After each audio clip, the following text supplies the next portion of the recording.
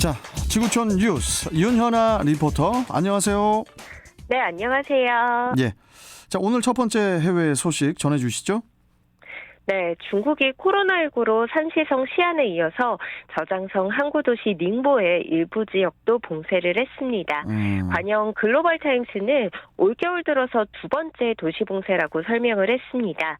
중국 보건당국인 국가위생건강위원회에 따르면 닝보에서는 현지 시간으로 4일 2명이 코로나19 확진 판정을 받았는데요. 지난 1일 7명이 확진된 뒤 이날까지 확진자가 26명으로 늘었습니다. 이렇게 닝보시는 확진자가 잇따르자 일부 지역 주민들에게 외출 금지령을 내리고 또 주민들에게 집 밖으로 나가지 말고 특수 상황이 아니면 지역을 떠나지 말라고 당부를 했습니다. 예. 또 운동시설이나 종교시설을 폐쇄하고 결혼식과 장례식도 제한하는 한편 생활 필수품은 방역당국 관계자가 각 가정으로 배달한다고 밝혔습니다. 앞서 닝보시는 지난 1일 확진자가 발생하자 이 올림픽이 열리는 베이징으로 가는 항공편을 전면 중단했습니다.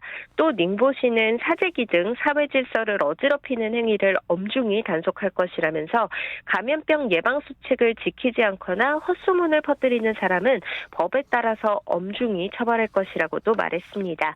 그 앞서 먼저 지난달 23일부터 도시가 전면 봉쇄됐던 시안이란 도시가 있는데요. 이 하루 확진자 수가 4일 연속 100명 아래로 떨어지면서 코로나19 상황이 진정세로 돌아섰다고 시안시 보건당국이 밝히기도 했습니다. 이거 뭐 베이징 동계올림픽이 이제 한 달 앞으로 다가왔는데, 네. 중국이 뭐 코로나에 또 외교적 보이콧까지 뭐 악재가 계속되고 있어요. 네, 그렇지만 중국은 안전하고 성공적인 개최를 자신하고 있는데요. 이번 동계올림픽은 다음 달 4일부터 17일간 중국 베이징과 외곽의 옌칭 또 허베이성 장자커우 등에서 열립니다. 현재까지의 집계로는 85개국에서 2,900여 명의 선수들이 참가할 예정인데요. 개최지인 베이징은 2008년 하계올림픽에 이어서 동계올림픽도 여는 세계 첫 번째 도시가 됩니다. 하지만 앞서 말씀해 주신 것처럼 서방 국가의 외교적 보이콧 선언과 또 오미크론 변이 확산 등으로 이 흥행의 빨간불이 켜지기도 했는데요. 중국 신장 지역 인권 탄압을 명분으로 내세운 미국이 보이콧을 먼저 선언한 뒤 영국과 캐나다 또 호주, 일본 등이 동참을 했습니다. 이 보이콧은 올림픽에 정부나 정치권 인사로 꾸려진 사절단을 파견하지 않겠다는 건데요. 중국 정부는 미국의 올림픽 정신을 따르고 또 스포츠의 정치화를 자제할 것을 요청한다면서 이 강경한 대응을 경고하기도 했습니다. 또 코로나19 확산에 대한 우려에는 철통 방역을 약속했습니다. 지난 3일 올림픽 리허설에선 입상 선수들이 자신의 목에 스스로 메달을 걸었는데요. 이렇게 교차 감염 방지를 위해서 메달 수여 방식도 바꿨고요. 또 올림픽에 참가하는 선수와 스태프는 지정 이동 수단을 이용해서 이동하고 또 허용된 장소만 오갈 수 있습니다.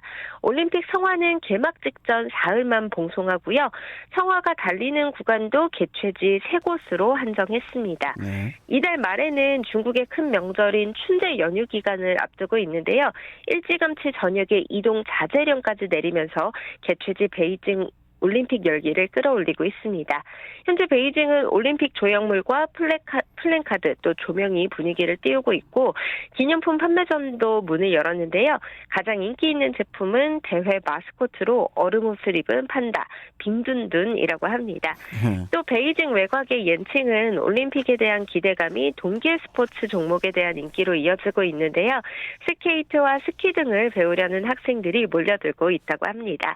올림픽을 빛낼 각국의 선수들도 이제 최고의 기량을 펼치기 위해서 막바지 대회 준비에 한창일 텐데요. 한 달 앞으로 다가온 베이징 동계올림픽은 코로나19 확산과 외교 악재 속에 우려와 기대가 교차하고 있는 듯합니다. 예, 저는 오늘 알았네요.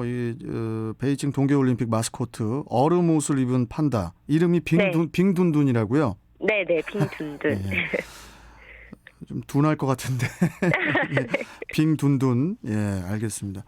뭐 여하튼 우려 섞인 그런 시선들이 있지만은 어쨌든 지구촌 축제인 올림픽 좀 잘 준비가 또 돼가고 있는 것 같고요. 네. 자, 그런데 이 와중에 뭐 또 다른 곳에서는 폭동이 일어나고 있다고요? 이게 무슨 얘기입니까? 네, 카자흐스탄 최대 도시 알마티 등 곳곳에서 어제 물가 폭등에 항의하는 대규모 과격 시위가 벌어졌는데요. 이 당국은 소요 사태가 악화되자 일부 도시에 비상 사태를 선포했고 또 장갑차 등 진압 부대를 배치하는 등 주요 도시에 긴장감이 감돌고 있습니다. 스푸트니크 등 현지 언론에 따르면요, 어제 새벽 알마티 시민 수천 명이 도심 간선도로를 점거하고 가두행진을 벌이다가 최루탄을 쏘며 저지하는 경찰과 충돌했습니다. 이 과정에서 경찰 차량이 시위대의 방화로 불에 타는 등 폭력 사태로까지 확산이 됐는데요. 알마티 도심에서는 검게 딴 차량들이 나뒹구는 가운데 장갑차와 또 진압병력 등이 배치가 됐습니다. 이렇게 사태가 악화하자 토카예프 대통령은 대국민 담화를 통해서 어제 새벽 1시 30분을 기해 알마티와 카스피에 연안 망기스타우 등 일부 지역에 대해 비상사태까지 선포를 했습니다. 이에 따라 이들 지역에서는 이날 밤 11시부터 오늘 오전 7시까지 야간 통행이 금지되고요. 대규모 집회와 시위도 금지됐습니다. 토카예프 대통령은 정부와 군부대에 대한 공격 행위는 불법이라고 규정하면서 시민들의 시위 자제를 당부했습니다. 앞서 카자흐스탄에서는 새해부터 조리와 난방에 널리 쓰이는 액화가스 가격이 리터당 120텐지, 그러니까 0.27달러로 2배나 뛴 건데요. 또 카자흐스탄의 최저임금이 월 42,500텐지, 달러로는 98달러밖에 되지 않는 것을 감안하면 굉장히 부담스러운 물가 상승이라고 합니다.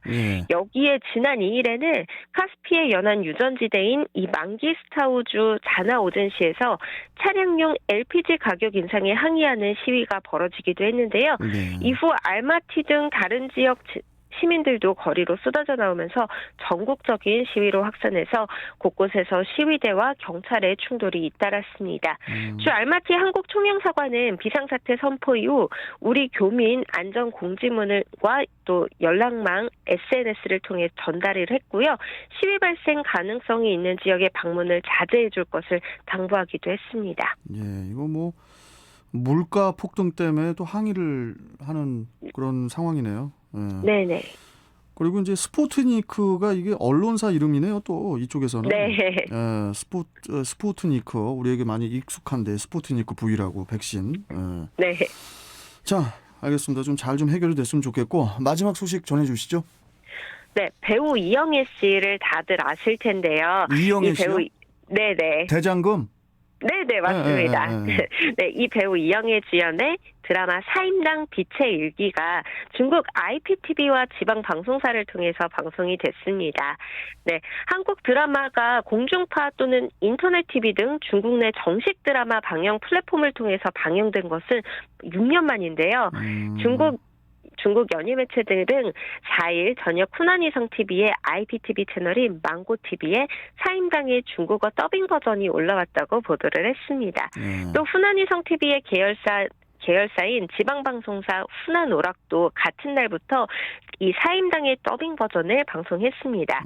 망고TV는 한국과의 동시 방송 계획 아래 사임당의 판권을 사들였지만 사드 갈등 여파로 인해서 한중 동시 방송은 성사되지 못했는데요. 주중 한국문화원은 한한령이 나온 직후인 2016년 11월 중국 광전 총국의 심의를 마쳤는데 한한령이 강화되면서 그간 방송 및 온라인 서비스를 못하고 있다가 이번에 후난오락과 온라인 망고TV에서 동시에 서비스를 개시한 것이라고 설명을 했습니다. 이 고고도 미사일 방어체계인 사드 갈등 속에서 한국 드라마는 지난 2016년 하반기 이후에는 중국의 공중파와 인터넷 TV 등 정식 허가난 플랫폼을 통해 방송되지 못해왔었는데요. 지난달 영화 오문희가 한국 영화로는 6년 만에 중국에서 개봉한 데 이어서 드라마 영역에서도 한한령이 해제될지 주목되고 있습니다. 예, 뭐 대장금의 이영애 하면은 뭐 중국에서도 뭐 최고 배우 아닙니까? 네, 엄청난 인기를 끌었죠. 사임당 빛의 일기, 저도 좀 보고 싶네요. 네. 알겠습니다. 자, 오늘 말씀 여기까지 듣고 또 뵙도록 하겠습니다. 고맙습니다. 네, 감사합니다. 네, 자 지구촌 뉴스 윤현아 리포터와 함께했고요.